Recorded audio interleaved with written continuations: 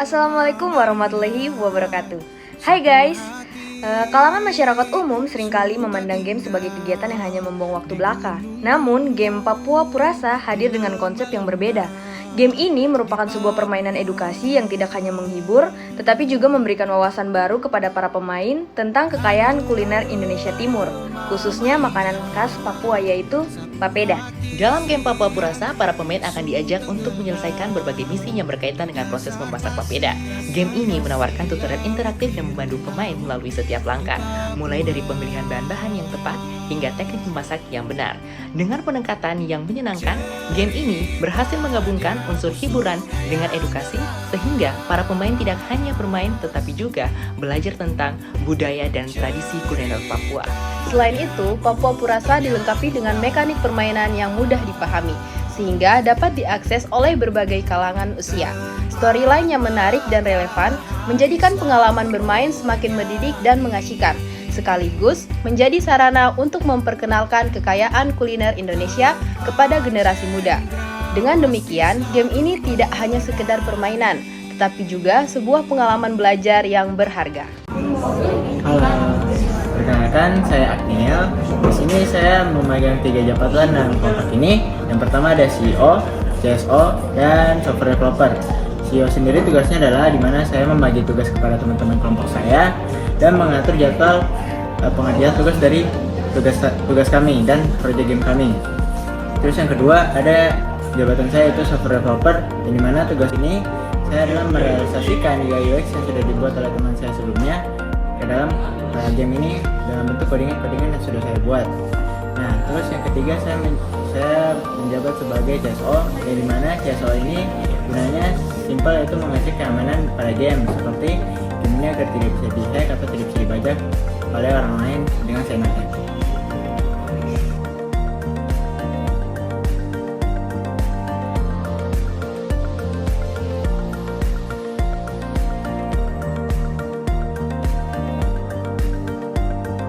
Halo, perkenalkan nama saya Farizal Odengur Syamsu, jabatan saya sebagai software implementator. Jadi tugas saya adalah membuat ide-ide mekanik game yang dapat diterapkan ke dalam game kami. Saya Marsanda Sekironi, jabatan saya sebagai software sistem analista. Di sini saya mengoreksi dan menganalisis setiap langkah yang diambil oleh setiap anggota. Jadi kami berdua membuat skrip dalam game Papua Purasa dan mengerjakan bab 1, 3, 6, dan 8 pada laporan kami.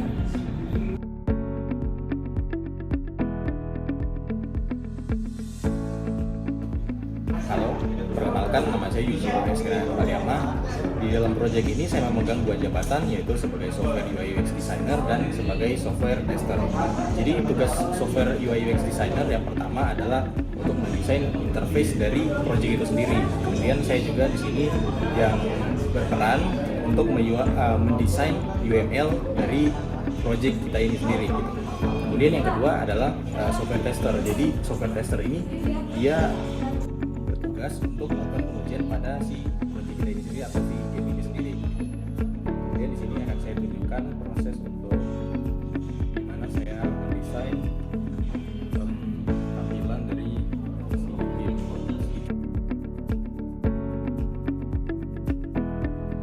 Hai guys, perkenalkan nama saya Samantha Larbal dan jabatan saya sebagai software marketing, yang mana saya membuat pemasaran kepada khalayak umum untuk memperkenalkan game yang sudah kami buat.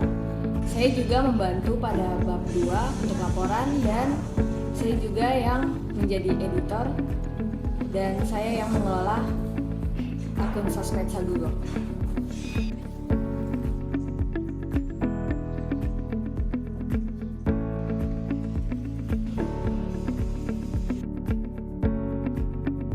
Oke, selanjutnya kita masuk dalam tutorial game Papua Purasa. Check it out. Di sini kita akan mencoba memainkan gamenya ya teman-teman. Di permainannya terdapat 5 tombol yang teman-teman bisa lihat.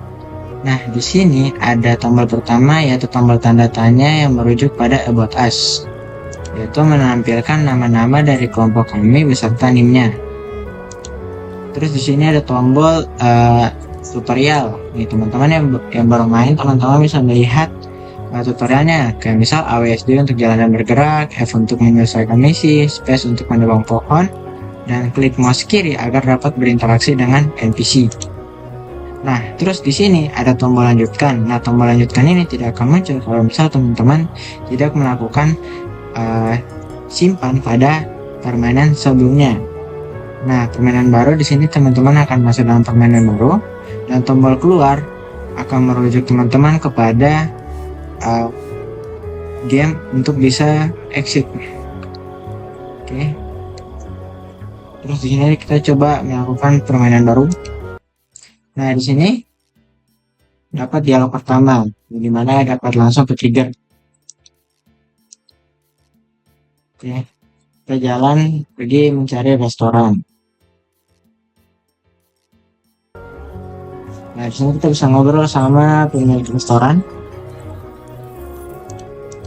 Nah, singkat cerita, dia di sini pengen belajar bikin papeda karena si Dylan ini adalah orang yang bisa dibilang traveler. Dan di sini dia pengen belajar bikin papeda. Nah, misi pertamanya dia adalah mengambil mengambil sagu. Ini dia harus terbang untuk pohon sagu. Oke, kita cari dulu.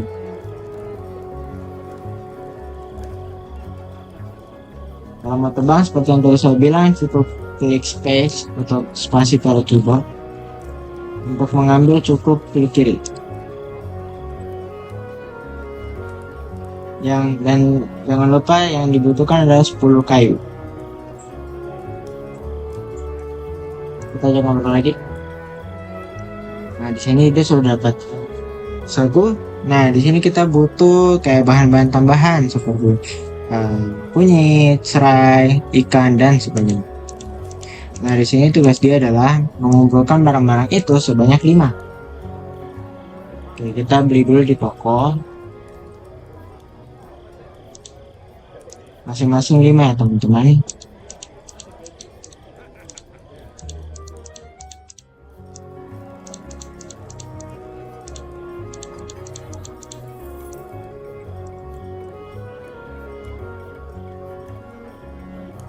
Di sini kita beli ikannya ikan tongkol karena buat papeda. Jadi kita beli 5 kali. Oke, kalau sudah kita balik.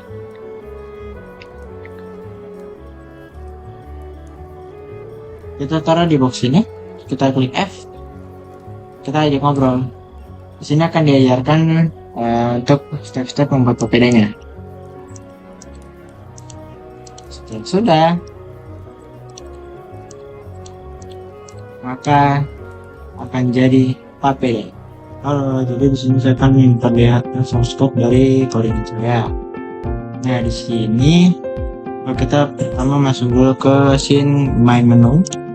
Nah, di scene main menu ini terdapat yang sudah saya jelaskan, ada masuk di bagian kanvas. Untuk bisa berpindah-pindah scene sesuai dengan apa yang kita mau tadi, itu kita cukup membutuhkan satu script, yaitu script di sini,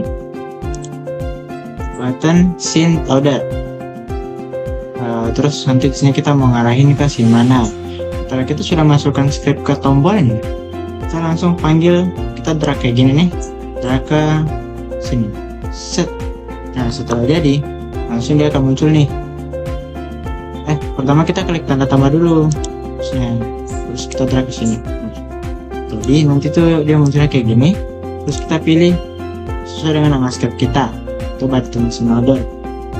Terus kita pilih load scene. Udah muncul deh scene yang ada di load scene ini nih. Oke, lanjut lagi ke scene berikutnya. Ada scene town, kota. Sini scene kota tuh ya, untuk membuatnya di sini kita cukup pakai tilemap. Gampang saja ya teman-teman. Sini teman-teman pilih dulu, misal teman-teman mau pilih bangun tempat yang ini nih, teman-teman blok dulu, terus sudah teman-teman tambah suka-suka ini teman-teman. Terus oke, tapi untuk shortcutnya biar bisa jalan adalah kita ke player. Oh ya, kalau playernya di sini hilang, maka di sini kita pakai sistem namanya player loader. Itu kita coba masuk dulu ke prehab. Nah, ini nih player loader ini yang bisa ngebuat kita munculin player kita di mana-mana saja tanpa harus taruh di hierarki di setiap scene. Karena gini teman-teman, kalau misalnya kita taruh playernya tanpa kita pakai tanpa kita pakai player loader maupun kita bikin prefab, ya nanti secara tidak langsung itu yang ngebuat player itu stats atau item-itemnya itu hilang dan tidak kesimpan gitu. Jadi bagusan saya merekomendasikan untuk menggunakan player loader ini, oke? Untuk bisa menyimpan stats dari item-item yang sudah dikumpulkan atau dikoleksi sebelumnya. Nah, untuk tiap dialog saya menggunakan namanya box collider. Nih, ini bukan kayak dialog pertama tadi di awal tuh kan, itu ada dialog ada di sini setahu saya. Oh, di sini nih. Jadi aku cek nih. Nah, ini ada kayak hijau-hijau tuh. Itu biar nge-trigger dia bisa muncul, kita pakai yang dialog activator dialog trigger nih. Nah, tuh jadi. Oke. Kalau sudah, oh ya ini biar bisa kepencet, cukup kita ke shopkeeper nih, kayak gini. Terus kita harus panjangin nih, dia punya box collider. Biar nanti pas si playernya kesini, terus si playernya tekan orang yang jualan ini, langsung tuh mulai dialognya. Nggak mulai dialog, langsung kebuka shopnya, karena ini kan orang yang jual ya. Gitu. Terus di sini tuh ada collider buat pindah scene. Nah ini nih pindah scene seperti yang tadi saya bilang, saya pakai scene khusus, pakai script khusus, namanya area exit. Nah di sini tuh yang pertama dibilang kan area to load. Nah area to load ini artinya kemana sih area yang kita mau tuju. Nah area yang kita mau tuju kan namanya area forest. Terus kita bikin area transisinya namanya apa gitu, transisi areanya namanya apa, kita bikin baru aja forest 1. Sudah selesai. Terus kita masuk ke area exit ini tuh buat masuk ke shop. Ya udah, kita masuk ke rumah makan bedanya. Lanjut. Terus di sini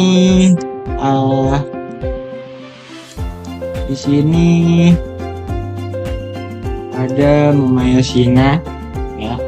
Jadi nah ini kalau teman-teman lihat ada papedanya, ini harusnya tidak ada. Karena sesuai teman-teman lihat game sebelumnya ya itu tidak ada kan, tidak langsung muncul. Nah, terus di sini biar dia bisa berdialog. Sebenarnya kalau teman-teman tahu juga di sini tuh ada 4 Mamayosina. Tuh 2 3. Tapi saya di sini ngakalin gitu. Saya ngakalin hilangin 3-3-nya ini biar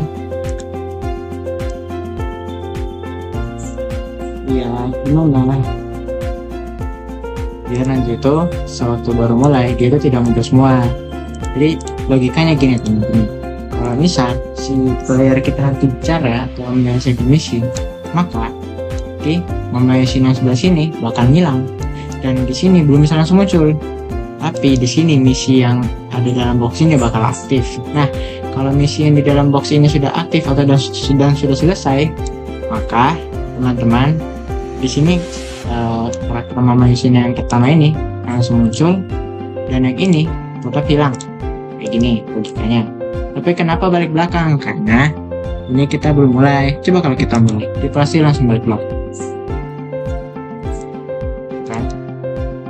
Oke, terus kalau misalnya Mamayosina-nya ini kita sudah selesai misinya, sudah selesai ngobrol, nanti di bagian sini bakal muncul Mamayosina yang baru. Belum, bakal muncul di sini ini grid system gitu.